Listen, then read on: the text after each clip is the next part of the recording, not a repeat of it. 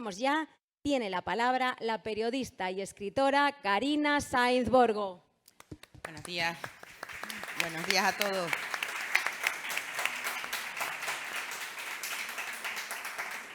Bueno, muy buenos días a todos. Gracias por acompañarnos hoy, que es pronto de domingo electoral y eso se valora, eso puntúa doble para nosotros, la alegría de recibirlos. Bueno, hoy vamos a conversar en una mesa dedicada al qué es el Spanish Noir, el negro ibérico o la novela negra española, su despegue, con dos escritores y dos personas maravillosas, Lorenzo Silva, que además agradezco a ambos vuestra generosidad también, y Juan Gómez Jurado, que hoy ha venido con una camiseta de Rodrigo Cortés, para replicar y aumentar el efecto de la mesa que tuvimos ayer. Esta es la segunda de 3 mesas que digamos, es un acuerdo, una actividad en conjunto ABC Cultural con la Feria del Libro. Y ayer Jesús García Calero, director de ABC Cultural, dijo una cosa que a mí me pareció completamente clara y prístina, ¿no? Que, bueno, ABC cumple 120 años, la Feria 82 ediciones, y ABC Cultural acaba de cumplir 30 años y nos parecía una ocasión más que buena, ¿no?, para sentarnos a hablar de algunas cosas que tienen tradición, pero que además forman parte de la actualidad. Y es justamente el tema al que dedicamos el Cultural de este fin de semana, que, bueno, de unos 10 años para acá hemos visto cómo el género negro, o todo lo que es thriller, novela negra, novela policíaca, ha tenido un despegue inmenso, no solamente en España, sino fuera de España.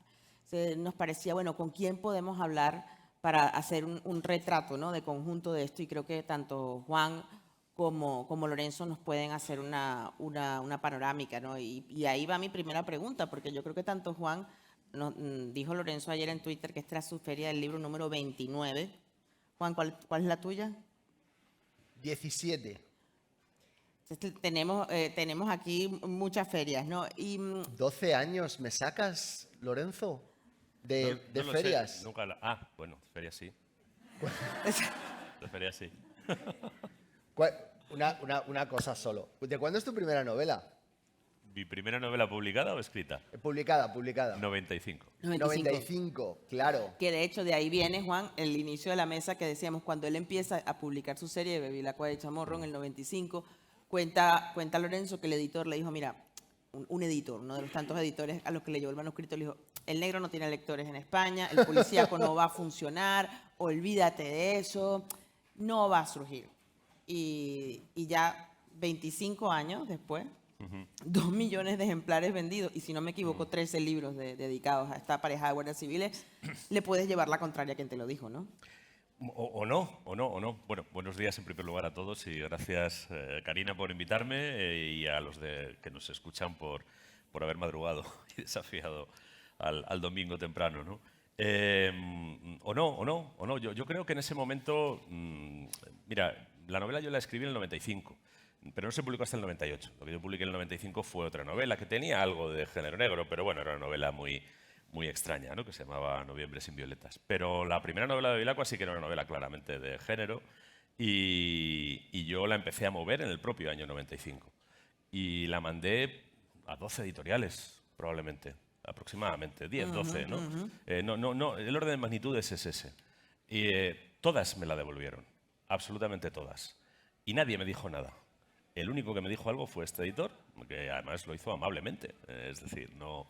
Oye, normalmente es más fácil a quien le dices que no decirle nada, ¿no? Este era un buen editor, era una persona además atenta y considerada, y me dio una serie de explicaciones que probablemente en ese momento funcionaban. Es decir, era una realidad que el único que vendía algo era Vázquez Montalbán.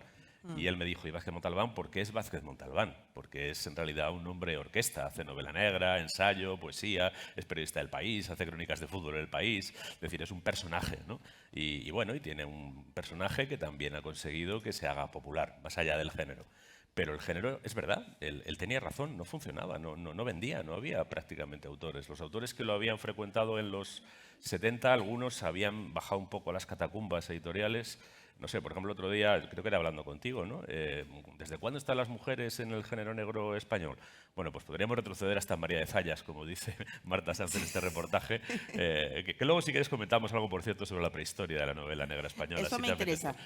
Bueno, pero bueno, podríamos hablar de Pardo Bazán, podríamos hablar, pero en todo caso podríamos hablar, por ejemplo, de Lourdes Ortiz. Lourdes Ortiz publicó, o de María Antonia Oliver, en catalán, ¿no? Son autoras que publicaron en los 70-80 y que luego quedaron como escondidas, ¿no? Como si no hubiera funcionado eso. Así que ese diagnóstico en su momento era correcto.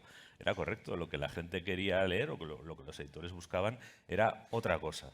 Hombre, yo tenía la intuición, pero era una intuición de irresponsable. Este hombre vivía de editar libros. Yo vivía de la abogacía. Él tenía que tener mucho más cuidado con sus decisiones que yo con las mías, ¿no? Podía hacer un poco el gamberro, ¿no? Pero desde esa situación a lo mejor de irresponsabilidad, yo me preguntaba, vamos a ver, ¿cómo es posible que algo que está funcionando en Estados Unidos desde hace décadas, que está funcionando desde hace décadas en Europa Occidental, cómo es posible que algo que está acreditando, que ha acreditado una y otra vez su capacidad de contar buenas historias, crear buenos personajes que se convierten casi en arquetipos carismáticos, trazar una mirada sobre la sociedad, sobre la condición humana, que funciona en un montón de sitios, porque aquí no? Porque aquí no. Y la otra pregunta que me hice es, ¿lo estamos haciendo bien? ¿Lo estamos haciendo bien? Es decir, ¿estamos aprovechando lo que realmente nos ofrece la realidad española? Y mi respuesta, también de gamberro y responsable, fue no. No, porque no estamos acertando a sacudirnos los complejos. Es verdad que veníamos de una dictadura, de estar fuera del mundo, ¿no? Pero bueno, pero la sociedad española de los 90 ya era primero, un Estado de Derecho completamente funcional, te lo puedo acreditar porque me dedicaba a eso, y segundo, de los más funcionales del mundo. Completamente funcional no hay ninguno, pero es de los más funcionales del mundo ya desde los 90, ¿no? Y por otra parte tiene una realidad social, criminal, policial, interesante, donde están, pues, por ejemplo, los guardias civiles, a los que nadie ha tenido arrestos de acercarse. Razonaba yo en los años 90, ¿no? ¿Y por qué? Bueno, pues tenía mis ideas de por qué, pero no eran ideas para mí válidas, para impedirme escribir unas historias que yo creía que tenían sentido, que tenía sentido contarlas, que podía hablar de cosas interesantes y podía crear unos personajes que no fueran consabidos, que es lo último que debe ser un personaje literario, ¿no? Ahora, Juan, en el caso, al hilo de esta conversación, que además siento que llevamos hablando de esto semanas y semanas, porque el reportaje y hablé con tanta gente, que Juan comentaba una cosa sobre el tema de los complejos, ¿no? ¿Cuál crees tú que es el revulsivo? Tú tienes muchos años publicando, tienes muchos años empezando alto, tú empezaste muy alto, publicando con muchísimo éxito, creo yo más bien hacia el thriller, que me decía César Pérez Gelida, yo nunca sé decir Gelida. Juan, yo lo pienso más en thriller, sea como sea. Yo creo que tú tienes una perspectiva de cuál pudo haber sido un punto de inflexión para que esto ocurriera. Larson puede ser y además tenemos a director de Destino aquí, que además es el sello, ¿no? que pone a Larson en el centro de la conversación. Pero no sé si es una lectura quizás demasiado parcial. No, es que no lo sé. Quiero decir, yo no tengo ni he tenido nunca el conocimiento enciclopédico que tiene Lorenzo del género negro, porque además, él tiene su propio o sea, se inventó su propio festival. Ya no lo tengo, ¿eh? Bueno, ya lo he soltado. pero te lo inventaste en tu día porque te quedaba corto todo.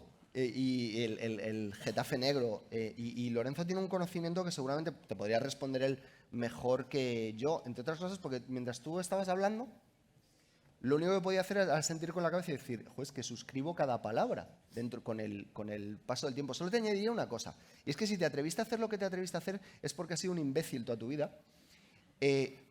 Y esto se entiende desde el punto de vista desde que los que nos dedicamos a esto no podemos contestar a la pregunta que me haces tú, es que simplemente hacemos las cosas porque no podemos hacerlas de otra forma. Yo he sido un imbécil toda mi vida, Rodrigo Cortés ha sido un imbécil toda su vida, y tú veías una cosa que te gustaba y no te planteabas si se podía hacer o no se podía hacer, sino que simplemente la hacías. No me equivoco, ¿no? Sí, claro. O sea, Rodrigo Cortés ve... ¿Para qué aquí si no? Claro.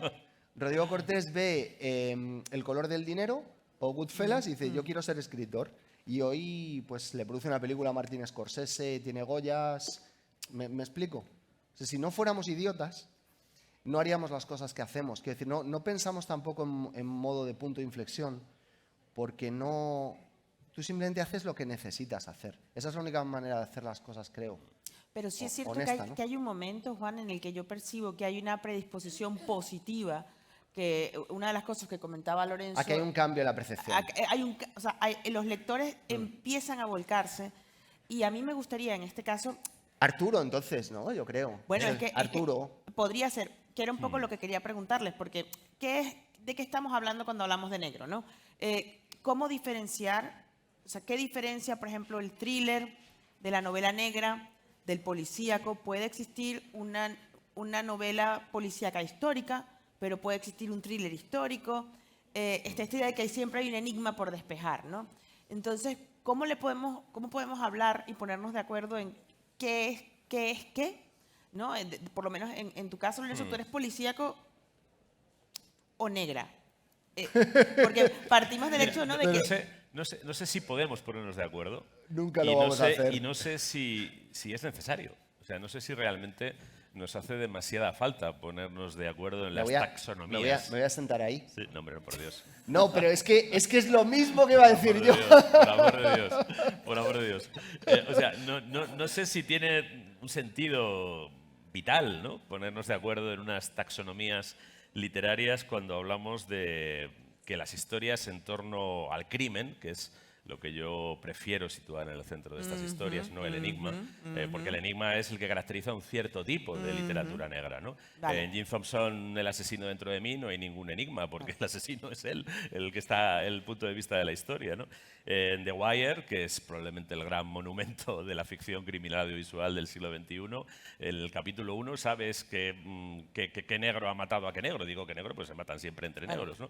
Y la cosa es como esos policías de Baltimore, que son unos piernas y que no tienen dinero y que no tienen ni coches, van a conseguir averiguar quién ha cometido el crimen, ¿no? Y sobre eso se construye el mejor relato audiovisual negro que se ha hecho en el siglo XXI, y como sigamos así, pues probablemente acabemos el siglo y no se haya hecho otro mejor, ¿no? Renunciando al enigma, que es esencial para otros, ¿no? Entonces, para mí lo importante es el crimen, y a partir del crimen, en cualquier relato, en los de Juan, en los míos, verás un potaje de 1.000.000 de cosas. Es decir, a mí no me gusta especialmente Agatha Christie, pero yo voy a decir que no he recibido ninguna influencia de Agatha Christie cuando escribo sobre un muerto y cuando escribo sobre una investigación o cuando escribo sobre un investigador. Pues naturalmente que de alguna manera, a lo mejor aunque sea en el subconsciente, Pero no te están gusta ahí ahora. a fagot. No te gusta ahora con 15 No, años. tampoco me mataba con 15 años. O sea, me entretenía, pero me parecía una literatura somera.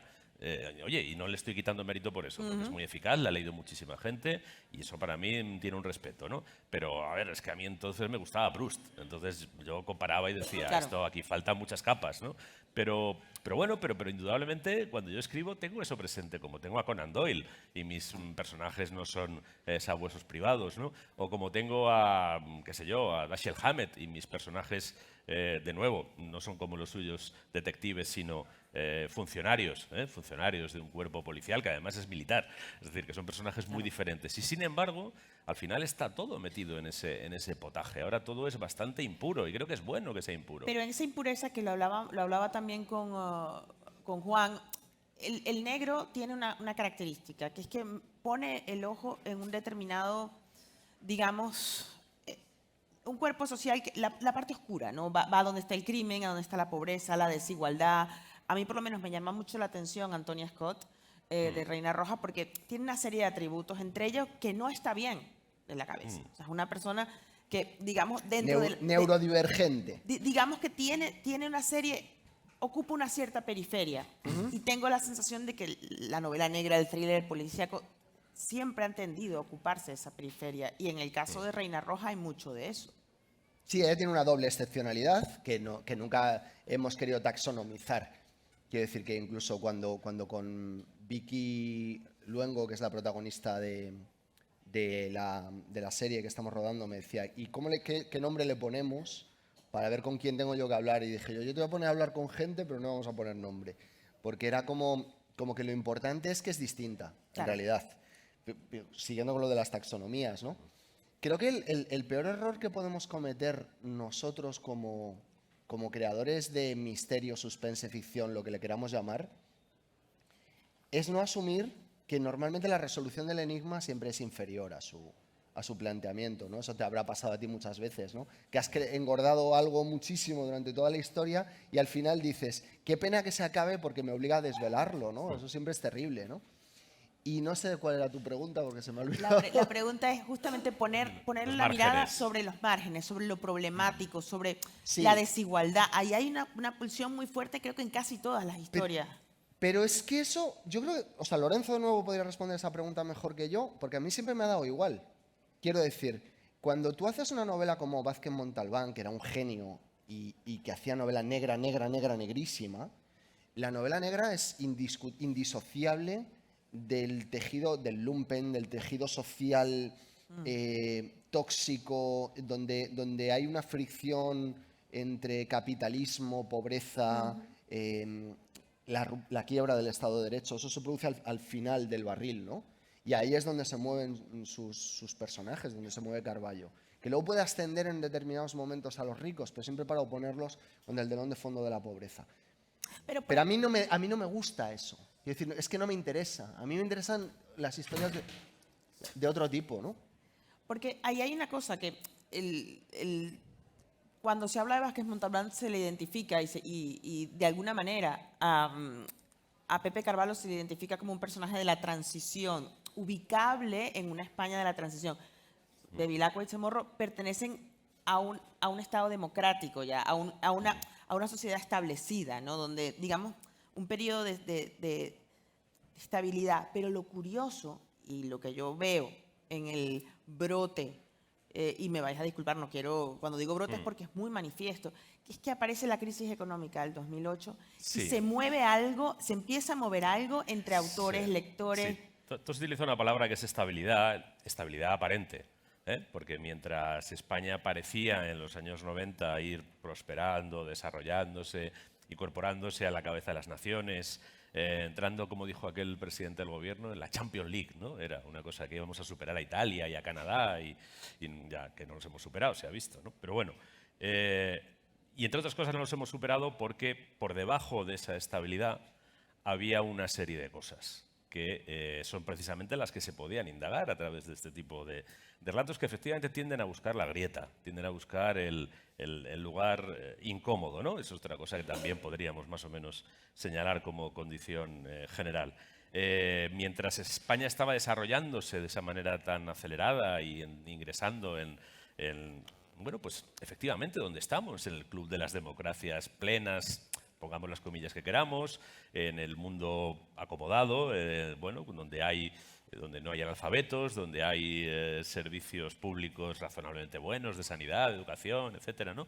Una renta per cápita también muy superior a la media del planeta, ¿no? Pues mientras estaba pasando todo esto, se iban abriendo abismos de desigualdad, había una corrupción soterrada que alcanzaba a todas las capas de la sociedad. Es uno de los temas que en la serie de novelas que he ido haciendo no por casualidad aparecen, claro. La corrupción empresarial, porque pensamos en la corrupción política, pero está la corrupción política, claro. Está la corrupción empresarial, está la corrupción policial, son todas formas de trampas o de juego de ventaja, ¿no?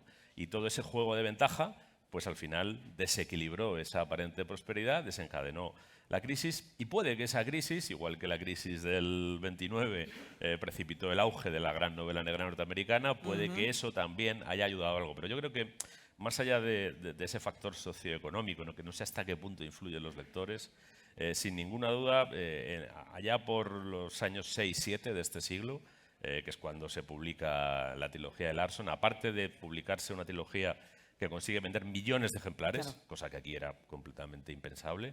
Aparte de eso, se producen pues, una serie de circunstancias que yo creo que favorecen que se reciba de otra manera la novela policíaca, ¿no? Pues, por ejemplo, a Larson lo publica Destino, que es la editorial de Delibes, que es la editorial de Laforet, que es la editorial de Sender. Y eso coincide con que también en la Academia Española, que siempre se ha mirado muy por encima del hombro, a la literatura de género, pues empiezan a aparecer voces muy autorizadas que le reconocen entidad literaria, con lo que hay Y si una no me especie equivoco, de... a ti te dieron un Herralde y un Planeta, ¿no? No, Herralde no, me dieron un Nadal. Planeta. me dieron Un el Nadal. Planeta, Bueno, sí, pues Herralde mejor, no.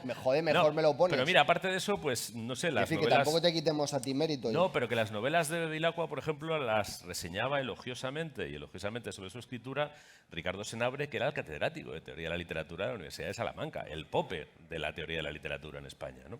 Entonces, bueno, pues se mezclan una serie de cosas que empujan todo hacia arriba y que atraen al género a mucha gente. Incluso autores que de alguna forma lo habían esquivado o lo habían eludido. No sé por qué, no estoy dentro de sus cabezas, ¿no? Claro. Pero eso, pues al final eclosiona en una oferta enorme y buena parte de esa oferta tiene capacidad de enganchar al público y tiene calidad literaria. Que es lo que dice digo Juan, que toda, que no tiene pero- complejos además, porque hay una serie de autores que están firmando en la feria y que están moviéndose. O sea, la primera persona, bueno, Dolores Redondo, Eva García Sáez de Urturi, bueno, o sea, que venden y venden y venden y son leídos. Javier Castillo, por supuesto, Lorenzo y Juan, eso sin duda alguna. Pero hablando de ya cuando algo es tan visible, que lo cuentas por millones, que las adaptaciones son cada vez se van quitando las productoras, cada uno tiene una productora más grande, ¿no? que los adapta. Tú dijiste una cosa en el reportaje que publicamos esta semana, que es no tiene complejos. Yo quiero saber qué significa no tener complejos, porque viene lo que ha dicho Lorenzo, que se le hizo de menos al género mucho tiempo. Vale, creo que lo más español posible, o sea, lo que más imbricado está dentro de la íntima alma española, no es lo que decía Valle Inclán, que era la envidia, sino el no querer ser español. O sea, este país es el más maravilloso del mundo, poblado por gente que no quiere ser españoles. A lo mejor O sea, por eso. ¿eh? A lo mejor por eso. No lo sé. Pero cada vez que un español dice, esto solo pasa en España, primero es mentira, esto pasa en todas partes. Y segundo, esto pasa en España solo, pues Gasol también solo pasa en España, también Rafa Nadal solo pasa en España. Es decir, nosotros somos un país de creadores.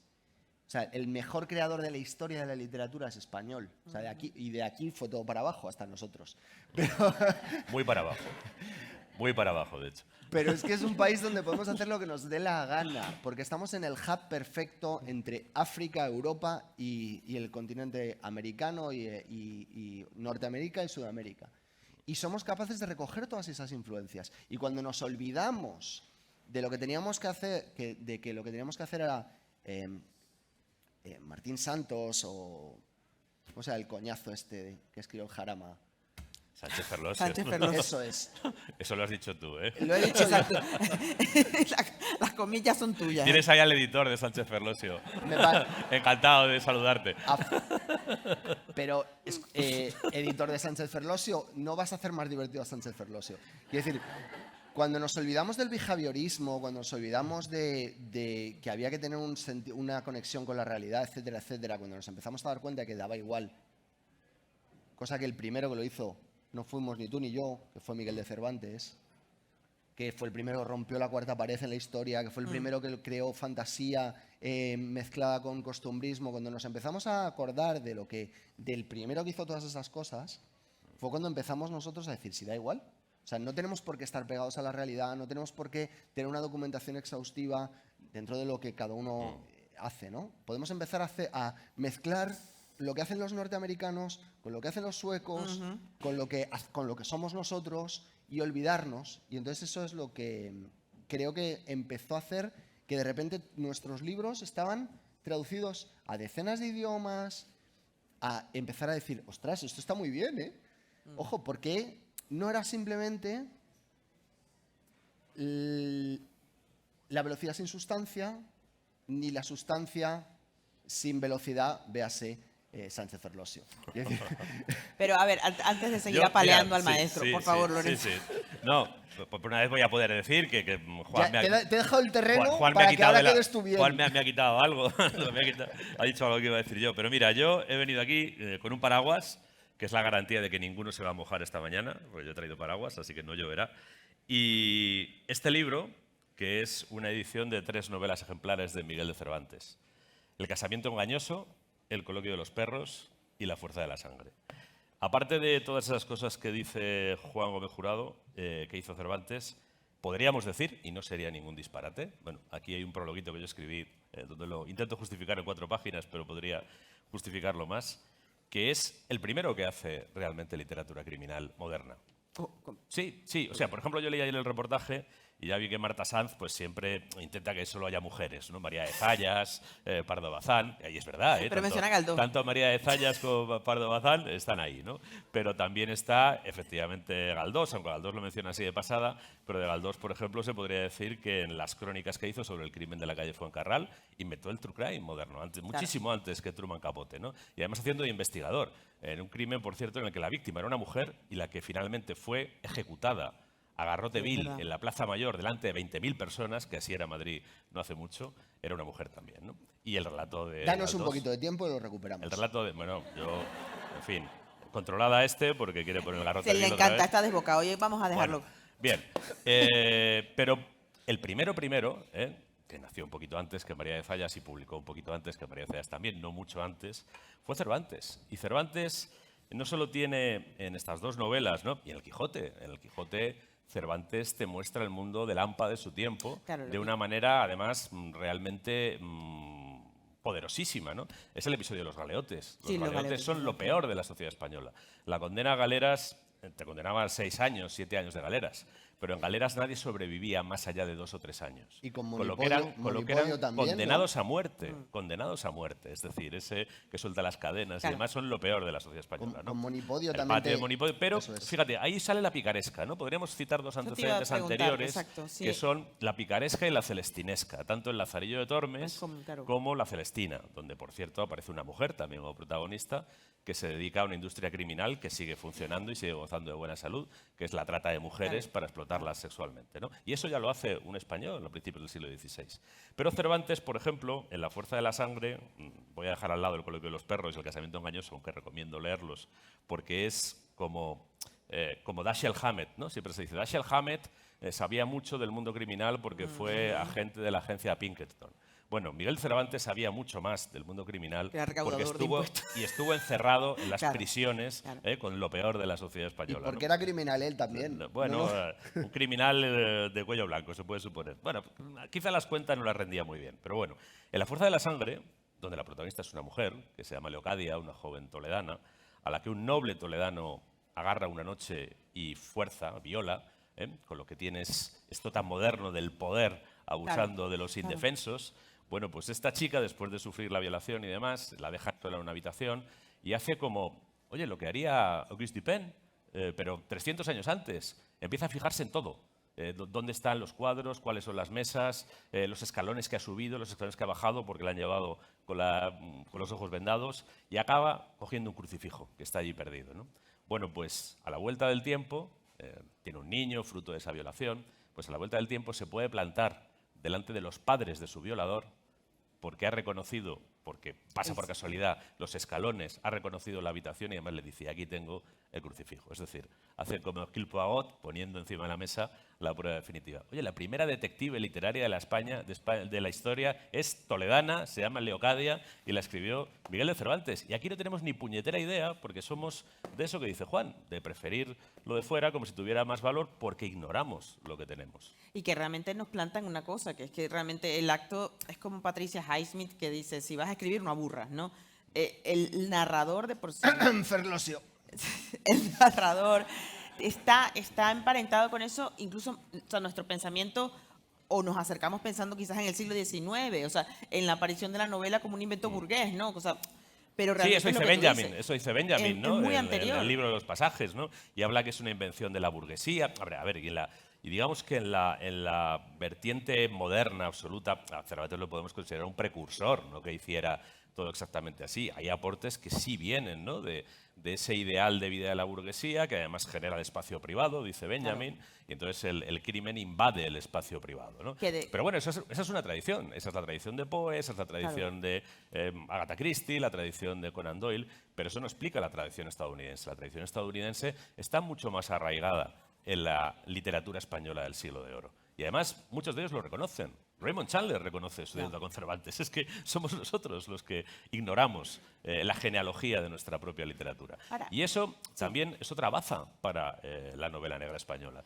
A mí nunca se me habría, de hecho, qué pena que no se puede reescribir, porque no me había planteado jamás empezar en el Siglo de Oro, porque realmente el AMPA está ahí retratada, incluso la propia picaresca. Oye, que conocemos el Lazarillo, el Buscón, el Guzmán de Alfarache y la Celestina. Pero hay un estudio de Rosa Navarro Durán, que le recomiendo a todo el mundo, está publicado en EDAF, la caseta está por ahí, que habla de cómo era la sociedad del Siglo de Oro a través de las fuentes literarias de la picaresca y la celestinesca, porque tanto el Lazarillo como la Celestina tuvieron innumerables secuelas que cuentan cómo era la sociedad española, y en esa literatura puedes acercarte a cómo era realmente la sociedad española del Siglo de Oro, porque la literatura dejó el testimonio que no dejan los archivos. Es que de hecho está esta idea o esta discusión de que la novela negra, el policíaco, muchas veces pueden funcionar como una novela costumbrista, que es realmente una novela realista, que lo plantea Carlos Tanón, y es una manera de asomarse a cómo viven determinadas sociedades, ¿no? Esta cosa de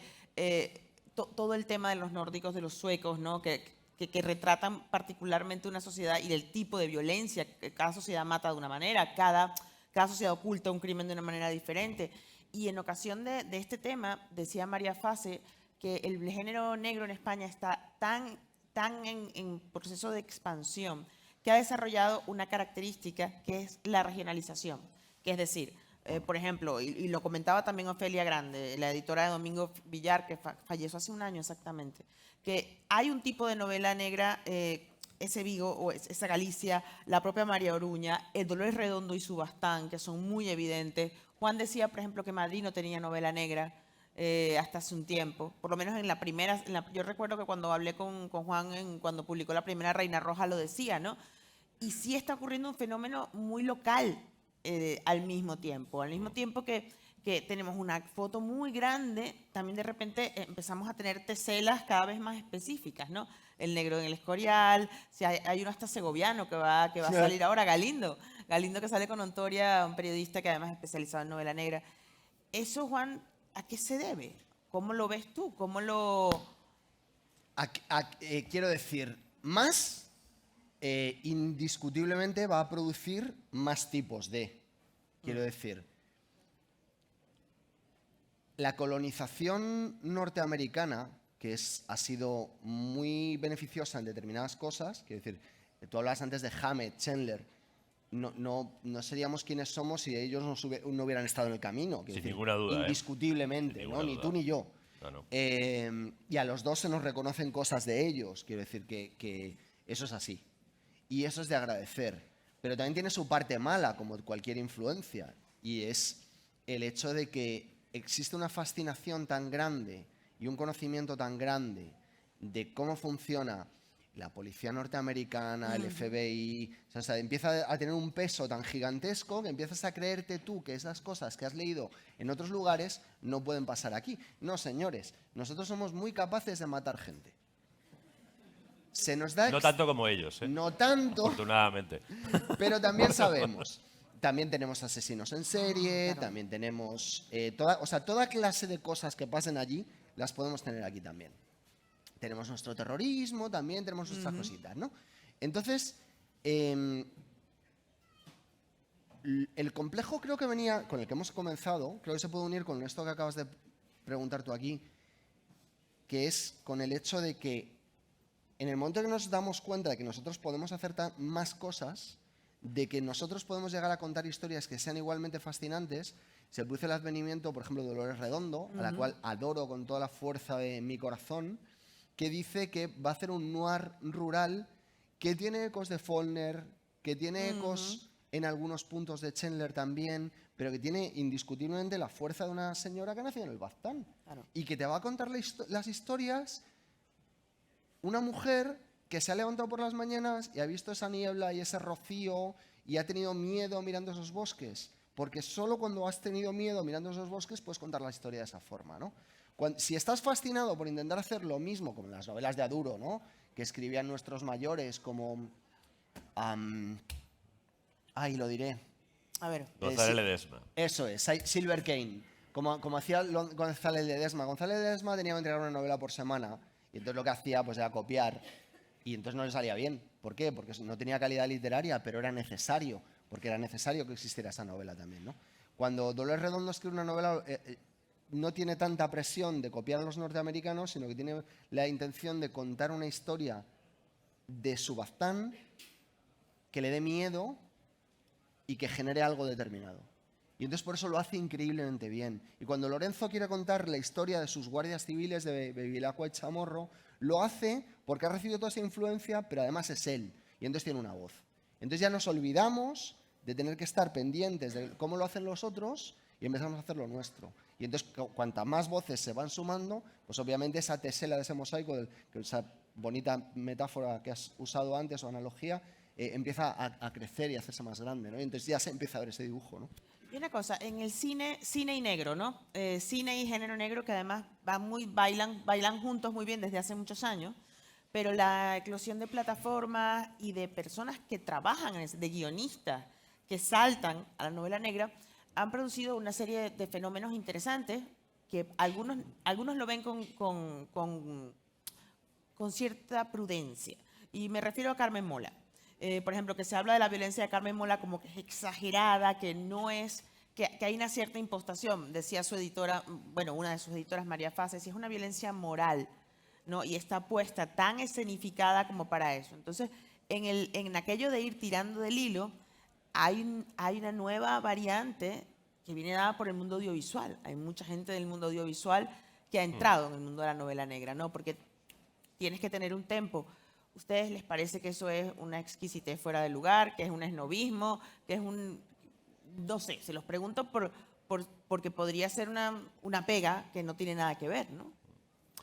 Yo personalmente siempre he pensado que cuanta más gente escriba, cuanto más diverso sea lo que se escriba, a más gente llegará, más lectores habrá, y cuanta más gente haya dedicando su tiempo a leer y a escribir, siempre y cuando se haga de buena fe, y yo siempre la presumo, salvo que encuentre alguna, como el Código Civil Español, yo la buena fe la presumo siempre, salvo que tenga algún indicio de mala fe, y para eso hay que tenerlo, pues cuanto más haya y más diverso y más variado, mejor, porque estoy convencido de que la escritura es un ejercicio de autoconciencia, la lectura también es siempre un ejercicio de autoconocimiento y de autoindagación. Y cuanta más personas haya dedicadas a ese circuito de reflexión, seguramente menos personas habrá haciendo otras cosas más lesivas para la sociedad, ¿no? Y dicho O sea, que eso, acabas de resumir que mejor escribiendo que en la calle drogándose, ¿no? no. Mejor escribiendo y, como decía Montaigne, frotando su cerebro con otro cerebro, que no frotando el cerebro con nada nunca, y estar nada más que abandonado a los impulsos primarios, de los primates y demás mamíferos. Porque Eso luego es así. Luego pasa lo que pasa, ¿no? Pero ¿a dónde voy? Perdón. ¿A dónde voy? Dicho esto, cada uno tiene sus preferencias. Y yo, que lo respeto todo como legítimo, sí que quiero decir alto y claro que yo estoy aquí a partir de la literatura. Y mi fuente es la literatura. Claro. Y para mí la literatura tiene una autonomía. Y yo desde mi creación defiendo la autonomía de la literatura. Y traigo esta camisetita, pues aquí sale Franz Kafka, que no escribió ningún guión cinematográfico.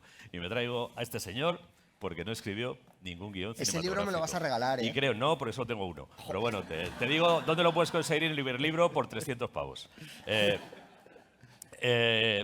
Porque creo que también hay que defender este reducto. Es decir, igual que entiendo como legítima aportación a la diversidad que el escritor audiovisual entre en la novela negra, también reclamo el derecho a quienes reivindicamos la narración criminal desde la literatura, desde la mirada literaria, sin recursos cinematográficos, sin trucos cinematográficos, sin impactos cinematográficos.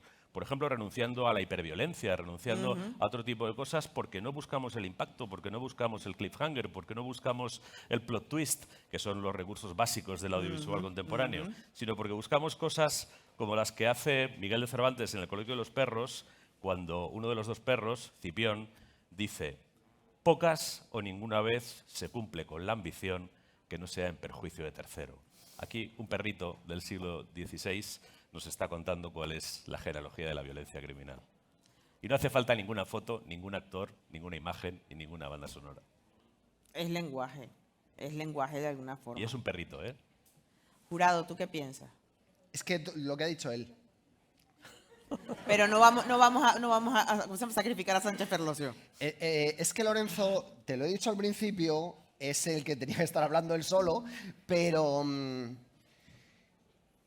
mira, cuando se me acerca un chaval y me dice, quiero escribir, pero es que tengo miedo de hacer un libro malo, y digo, pues da igual. ¿Por qué?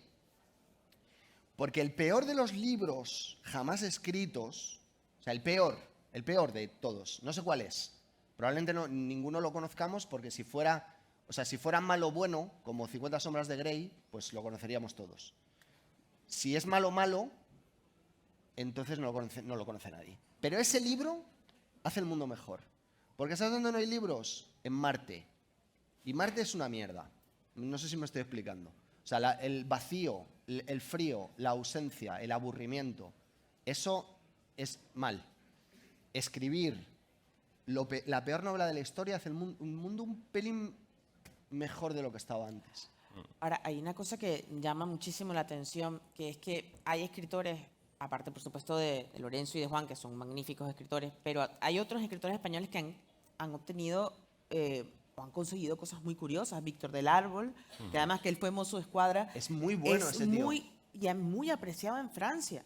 Es decir, que además vamos a llamar que el sector editorial francés tiene muchas trincheras, ¿no? Y culturalmente tiene muchas trincheras que no son fáciles de conquistar. Dolores Redondo está publicada en Gallimard Noir o Noir Gallimard. Es decir, hay un fenómeno que se expande. O sea, cuando nosotros planteábamos lo de que va como un tiro el negro ibérico en ABC Cultural, nos preguntábamos esto. Y una de las cosas a las que llegamos es algo que creo que vosotros dos nos podéis contar muy bien, que es que ese impacto exterior de la literatura negra en España carbura muy profundamente dentro de España. Y que hay Getafe Negro, o sea, tiene un circuito de reuniones literarias y de encuentros. Antes quizá hemos omitido el factor que suponen los festivales. Eso te iba a decir, Barcelona Negra, la Semana Negra de Gijón. Es decir, ahí hay un circuito donde se encuentran autores, se encuentran lectores, se encuentran editores.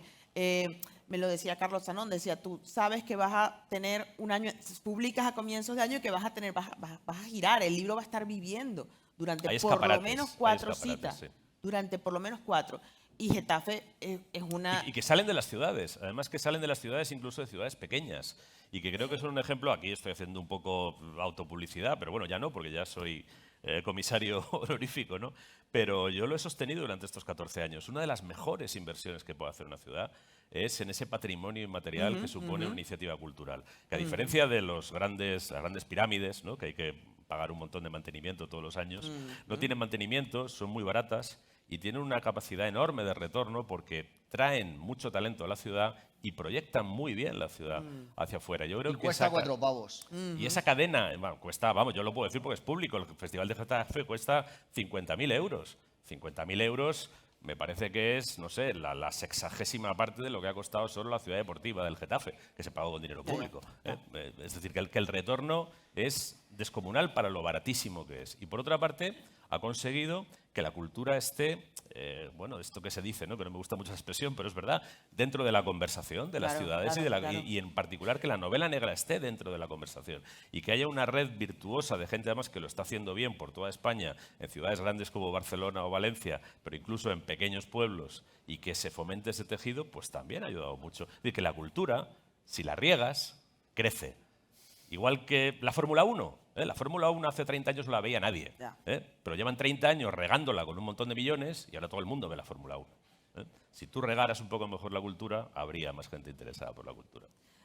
Que están bien, pero que la cultura no deja de ser un negocio. Es decir, y dentro de... Bueno, legítimo, ¿no? También por supuesto, no, faltaba más. Está bien, que está bien. Faltaba más.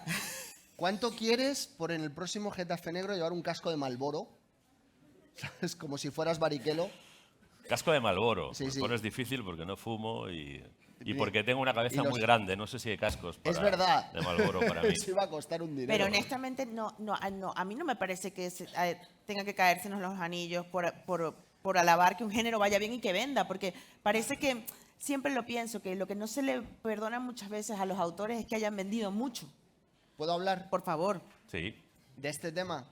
Cuando tú vas a Estados Unidos, lo primero que te preguntan es, ¿tú cuánto ganas? ¿Y sabes lo que hace la gente allí? Contestar. ¿Por qué? Porque no tienen la losa del judeocristianismo encima de la cabeza. Tienen otra bastante peor, que es la del luteranismo, pero bueno, no vamos a entrar Pero eso en se lo ello. dejan. Pero por lo menos fijémonos en esto. También cuando vas a un cole Ya, aquí, Rodrigo Cort- cuando vas a un Rodrigo cole Cortés. aquí, los chavales te preguntan, ¿cuánto ganas? Es la primera pregunta. Es que a mí me lo preguntan, digo, ¿cuánto ganas por lío? Digo, un pavo. Digo, yo gano un pavo y Hacienda, la Hacienda Pública otro. Y es así, es que hay que explicarlo. Hay que explicar que esto es un trabajo. Porque cuando el escritor se profesionaliza, hace novelas mejores. Claro. Eso no es. Y además, mira, ¿qué problema hay? Mira, hay una cosa que recordaba ayer con alguien que se quedó estupefacto.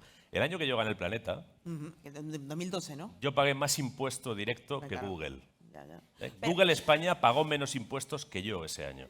Bueno, pues por un lado me parece un poco ofensivo que una multinacional que gana mucho dinero en España Sí, yo creo que seamos tan el problema no era patosos, tuyo, ¿no? seamos tan patosos de dejar que se vaya sin contribuir en nada a esta sociedad de la que está sacando tanto. Pero por otra parte decía, mira, personalmente me enorgullezco de que con mi trabajo, pues a lo mejor estoy pagando, pues eché cálculos, pues a lo mejor estoy sosteniendo la familia de 30 Claro. desempleados. A lo mejor estoy sosteniendo no sé cuántas camas de hospital. A lo mejor estoy sosteniendo un aula entera de secundaria. Oye, ¿por qué no? Que yo te entiendo a lo que te refieres, pero no estoy yendo en el lado individual, ¿no? De estáis forrado. No. Digo que No, formáis, ni yo formáis tampoco. parte Yo de, tampoco. de un género. porque Creo que vamos- los dos lo ponemos como ejemplo de cómo a través de la cultura se puede Claro. crear riqueza y esa riqueza, aparte de la riqueza cultural, si es riqueza económica, repercute en el bienestar de un montón de personas, ¿no? Hoy oía en la radio que un narco de los del Gibraltar, cuando del estrecho de Gibraltar, de Algeciras y alrededores, cuando le tuvieron, dijo, jope, si yo doy trabajo en el pueblo Claro. a más que nadie, o sea, más que nadie, ¿no? Bueno, es verdad, aquí hay gente que da trabajo en el Anda narcotráfico. que no hizo carreteras el Chapo Guzmán. Bueno, pues un ¿Sabe? poco, O sea, es quiero un poco decir, mejor dar trabajo Hay escribiendo nosotros libros. que somos ¿no? distribuidores de sustancias adictivas también. Bueno, pero no tenemos- tienen esos efectos que tiene la Bueno, cocaína, Pero tenemos que el fentanilo y todo esto. Tenemos que reivindicar lo nuestro también. Mira, cuando le estaba explicando y vendiendo a Calero el report, ¿no? Que ya lo tenemos, Jesús, le digo yo, el negro aumenta el PIB. No, porque honestamente, según la Federación del Gremio de Editores, del total, ya va, es que no me quiero equivocar porque además el dato lo puse en el primerísimo párrafo porque créanme que a mí me dejó helada. A mí Sí. también, yo no lo sabía. Perdón, aquí está. En la actualidad, el género negro factura en España 70,4 de los 509 millones de euros totales de las ganancias de ficción. Es un pellizco muy grande. Ya vamos a estar claros, yo aquí vine como periodista y les quiero plantear cosas que a mí me parece que se tendrían que conversar de manera más desacomplejada, ¿no? Los años en el que el Premio Planeta necesita un subidón, o sea, que necesita un subidón, qué curioso, ganan novelas negras y ganan novelas policíacas, ¿no? Y el 2012 además fue tu año, ¿verdad? Además era un año particularmente complejo porque ya Pésimo. en Cataluña ya estaba Peor la año. cosa. No, pero económicamente era un año muy malo pero para un el año, sector. y aquello fue Bevilacqua Chamorro arriba.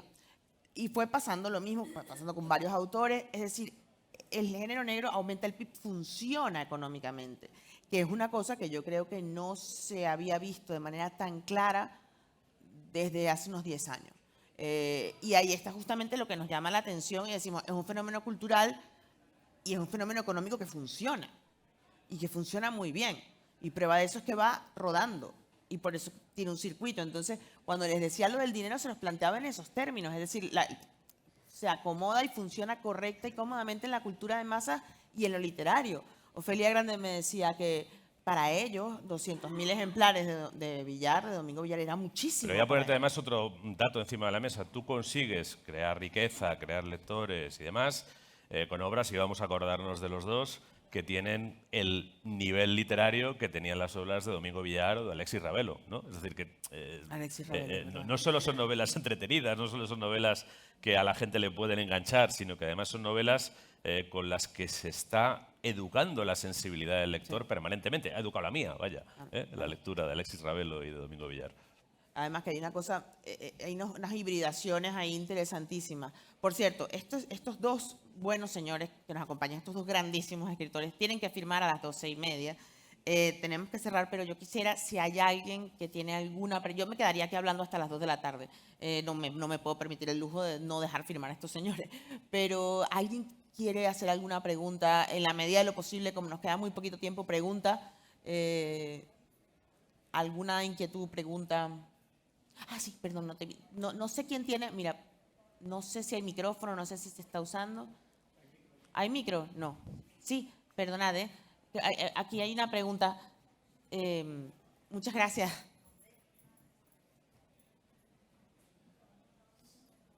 Hola. Hola. Gracias. Mi pregunta es, pues, contextos. Soy de los Estados Unidos, leo un montón de libros, específicamente libros de fantasía y ciencia ficción, y paso un montón de tiempo en bibliotecas. Y aquí, lo que para mí es muy raro es que casi todas las novelas de ciencia ficción, fantasía, y también un montón de novelas de misterio, de casi todos los libros son traducciones. La mayoría son traducciones de inglés. Cuando entro en las bibliotecas, reconozco libros que he leído en inglés, libros que he visto por años en las estanterías en mi biblioteca pública en los Estados Unidos.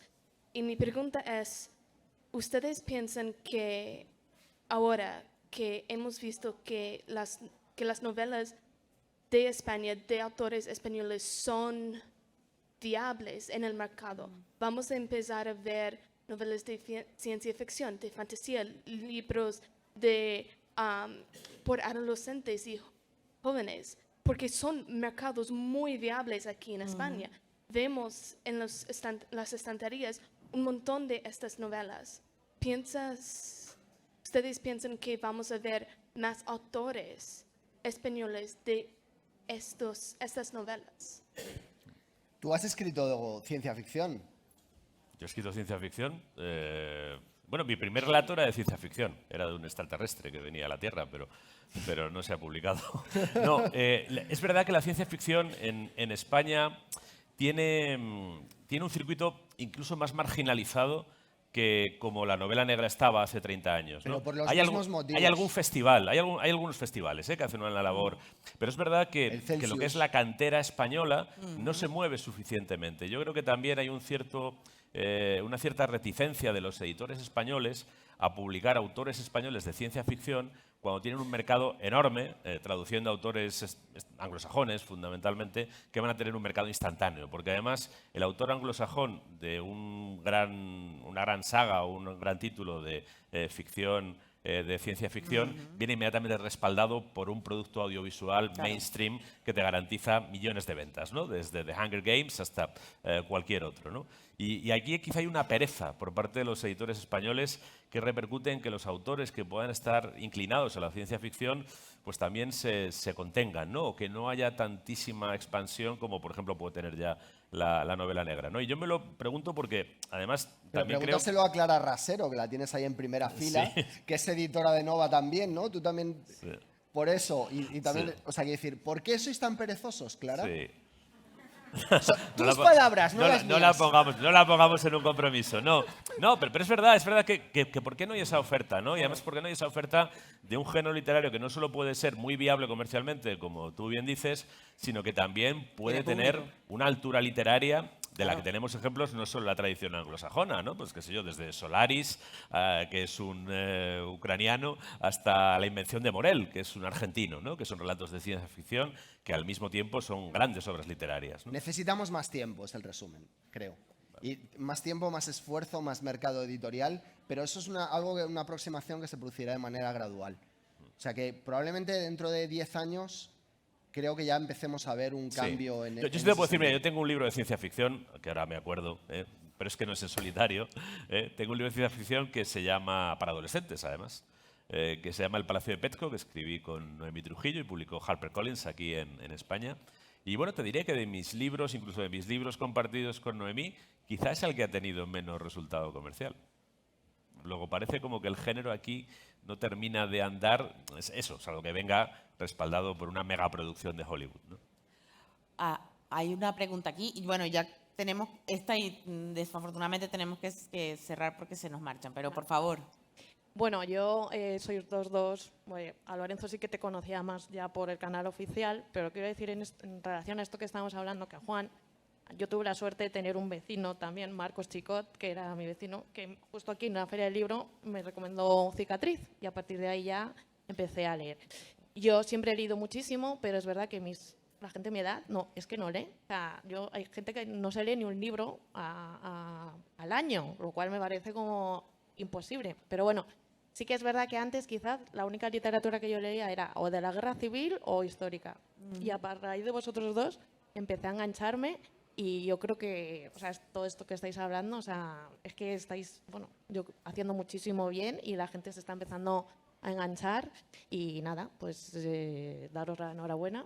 Y a Juan le quería hacer una pregunta, porque con el último libro, ¿qué te pasa con la calle Aptao? Es que me hizo mucha gracia, porque es mi calle, yo he estado ahí 30 años viviendo Dos cosas. te ubico un poco por ahí, por tal, pero digo, vas. se lo tengo que preguntar si le veo algún día. Bueno, eso, en la calle Aptao vivía la abuela de Bárbara, mi mujer, y ella, yo pasaba por allí a diario y ella pues estuvo viviendo allí también, entonces nos pareció gracioso o me pareció gracioso a mí, y a ella luego le resultó gracioso también, cuando vio que lo había leído, que Aura Reyes hubiese crecido en la calle Aptao.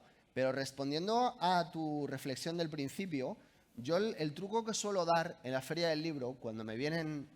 ayer me vino una pareja, el chico era muy fan, se había leído todos mis libros, y ella no. Dice, no, es que ella no lee. Y entonces dije yo, mira, tenéis un problema, debe tener 24 o 25 años. Si tú sigues leyendo y ella no, os vais a quedar sin cosas de las que hablar. Digo, porque dentro de 5 años vas a tener tú una serie de inquietudes y ganas de compartir cosas que no vas a poder compartir con ella. Me dijo, ¿y qué hacemos? Y le dije yo, mira, esto es muy fácil. Déjalo. Deja de leer, deja de leer. Deja de leer tú. Primero les pregunté si estaban muy enamorados, me dijeron que sí. Claro, porque también valoré esa posibilidad. Quiero decir, yo cualquier cosa por ayudar. Pero le dije, tú la quieres, ¿no? Dijo, sí. Dije yo, mira, lo mejor que puedes hacer en este punto es coge un libro que a ti te ha enganchado mucho, de los míos o no. O sea, no me estoy haciendo publicidad, ¿vale? Un libro que a ti te haya enganchado mucho y hasta que no se lo lea, le retiras el sexo. ¿Qué te contestaron? Entonces, claro, dijo, hombre, pero aquí es algo muy perjudicado. Digo, no, pero tú piensas en largo plazo. Y el caso es que esto lo he repetido en muchas ocasiones y ha funcionado en el 100% de las veces. Ha roto todas las parejas. No, te lo juro. Empiezan como una broma, obviamente durará un día la broma, pero se lo toman en serio y a partir de ahí, y entonces pues ha ido a mejor. Y la primera vez que hice eso, eran unos novios y en la última Feria del Libro vinieron con 3 hijos de distintas alturas. Mira, Eva Orué tiene que escuchar esto porque es una campaña de incentivo a la lectura y a la natalidad. Eso es. Así que yo, bueno, me encantaría quedarme más rato. Lorenzo va a estar firmando en la caseta. Taiga, si no me equivoco, 140 y algo por ahí. Y Juan, Y yo no 40 vayáis, metros. que ya es tarde y no va a haber números. anda, cuenta qué caseta Es vas. que no sé cuál es. ¿En dónde? Bueno, Carpa Pino, no sé bueno, dónde es. muchísimas gracias a todos por venir. Gracias Gracias a por vosotros y nada, nos Muchas vemos. gracias. Gracias. Muchas gracias. Muchas gracias.